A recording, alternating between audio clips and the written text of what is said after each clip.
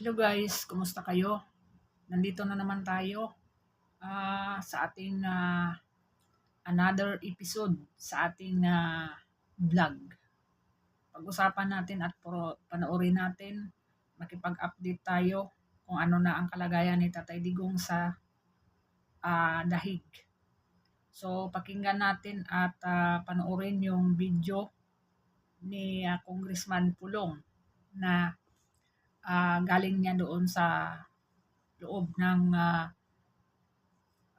kwarto o bahay o kulungan ni Tatay Digong.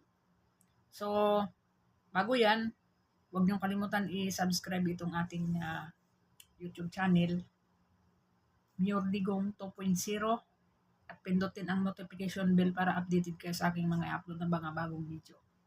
So, ngayon, panoorin natin si Pulong. Kamusta po si Tatay Digong ngayon? Okay naman. Tawa na tawa. Kwentuhan. At pinapaabot niya sa Pilipino na he loves his country and the Filipino people and he will remain na utusan ninyo. Galing pa sa tatay niya raw, sa kanya hanggang sa aming mga anak. Yun yung gusto niya paabot sa inyo na kami forever, ang pamilya namin, maging utusan ng mga Pilipino. Sabi niyo, tumatawa siya. Ano yung pinagtatawa niya kanina? Mga jokes namin sa pamilya. Okay. Joke pa din may si mga Tatay special kahit sa request pa siya kulungan. or? Yun, pajama. So, bibili ako mamaya. Primark lang siguro para mura. Pagpabili ng pajama. Tapos, yun, brief, mga ganyan. Tapos, ito, jacket, gusto niya. Ito naman mahiwan. Anong style ng brief? Ito naman si Harry Roque. Nabadaw ni mo ang brief sa Karon na pa sa sulod, basi Monday siguro. Depende sa ang mga security katapang magpaglabas sa iya. Monday sila. Itong mga dark security, tulong sa kanya, ha? Merong isa na nagluluto sa bahay, dinadalhan din siya pagkain sa loob. Yung mga Ayos cards niya, puboto na ba sa eleksyon?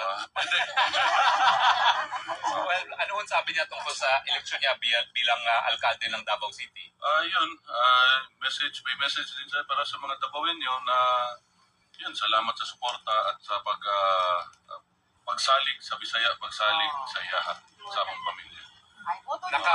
May message siya kay Pastor, patawagan niya sa akin. Later na lang kung makontak. Di ba? Pinapabot yung happy birthday greeting niya kay Pastor. Kay Senator pala. Naaabala ba ho si Presidente na nandito siya habang magkakaroon ng eleksyon? Hindi naman. Sabi niya, nandiyan naman daw si Pastor. Yan na daw ni Pastor. Kamusta naman po ang lagay natin sa Davao City? Ako? O siya? Yung buong pamilya. Yung buong pamilya ng Duterte po. Sana okay lang. Ano ba ho? Meron ba tayong kailangang katakutan sa mga katunggali natin sa politika sa Davao? Yan, hindi ko alam. Ito, ang Panginoon na bahala sa nila. Tapos tinatanong niya kung may maganda rito, sabi ko marami. May Norway ganda, may German ganda. Sa pagkain po, okay na ba ho yung pagkain? Okay naman. Meron nga yung isa security linulutuan sa linulutuan talaga. Mababait sila lahat. Ako na maglabas, sir. Buti naman. Tapos yung walang maglaba na tatay sir. Ngayon, nasa ano siya? Nasa medical. Sir, may nalaman pa ni Tatay Digong, sir, na may 20 pesos rice na daw ngayon. Akong gisuryahan. Tumawa naman po. Tumawa. Sabi ko, legalize vote buying. Correct yun. Correct. Sabi ko, bakit pildihono na sila sa Visayas? Bukol ha, bukol. Maliban sa vote straight PDP Kong plus 2, wala nang dinagawa. Wala naman. Pasalamat lang siya sa pambayan. Parati niya hindi balik-balik. Hanggang kailan po kayo dito sa Dahig? Secret! Hanggang may Korean beef nandito. Ako, baka mamaya kasi laki na tayong dalawa ko. Ano lang ko, mensahe sa mga Pilipino buong sanlibutan na patuloy na sumusuporta sa pamilyang Ulitin ko, maraming salamat sa pagsuporta niyo sa tatay ko, kay Bibi Inday at sa aming pamilya.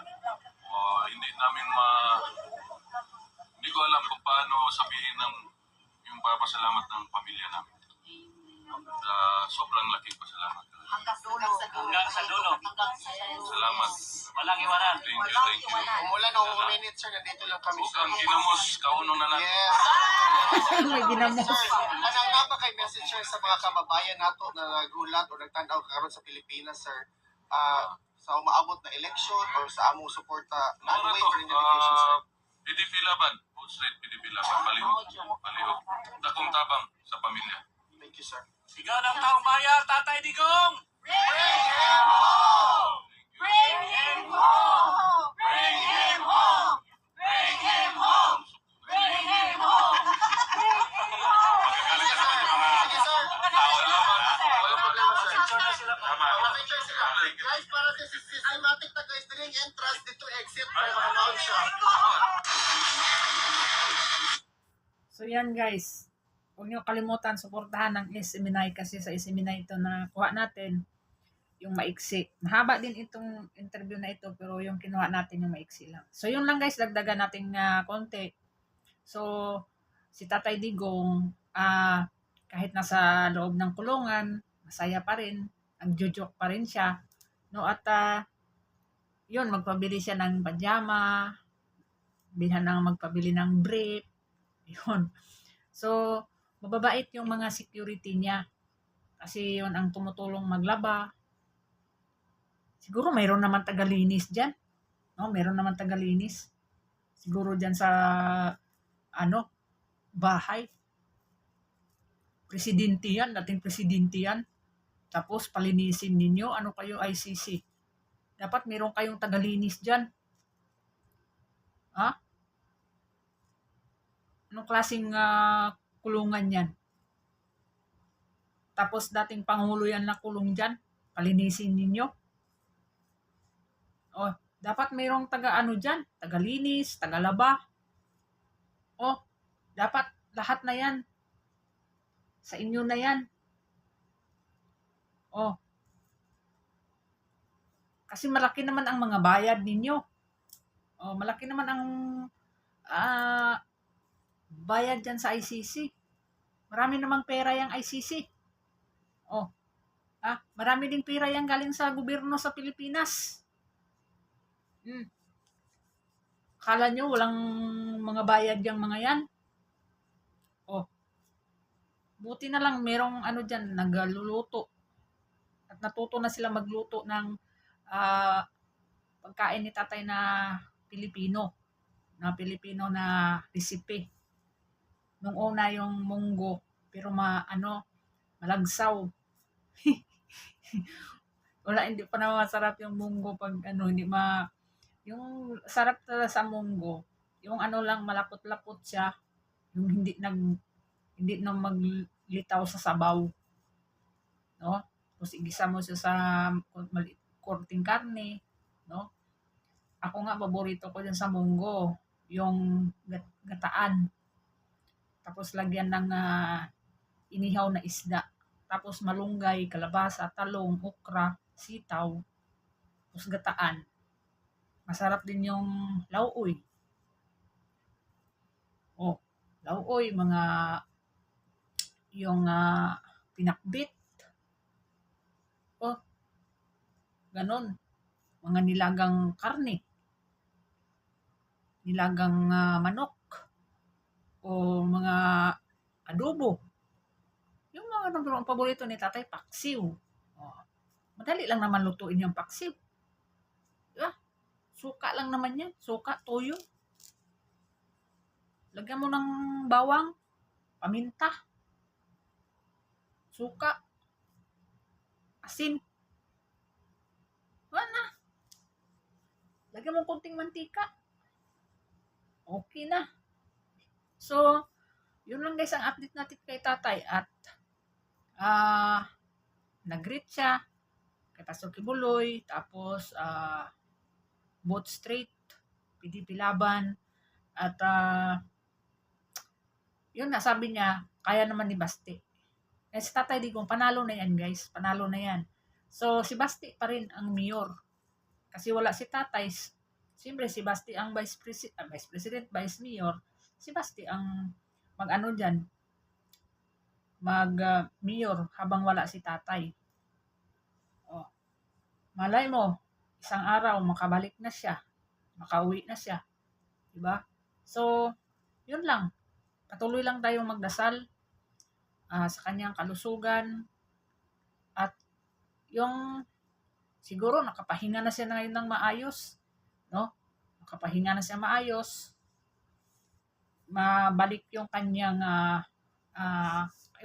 pangangatawan na ano ba? Kung tingnan mo si tatay, wala naman siyang sakit kung tingnan mo siya. Pero ano, dahil sa matanda na, kailangan talaga pero meron siyang diabetes. So, kailangan talaga i-ano lang, subaybayan ang kanyang dugo at ano yung kanyang gamot kung kailangan. Kasi iba daw doon eh. Iba doon sa Netherlands. Hindi ka basta-basta na painumin ng gamot. No, kung kaya pa na resolbahin ng walang gamot. No, hindi katulad sa atin na konting sakit ng ulo, inom agad ng gamot, yung mga ganun. Doon daw iba. So, yun lang guys. Pasalamat na tayo sa Panginoon na okay si tatay doon. No? Nandyan pa rin yung pagka-jokers niya. So, yun. Patuloy lang tayong magdasal. Para sa kanya, para sa ating lahat, at para sa ating bansa. Maraming salamat. God bless you all.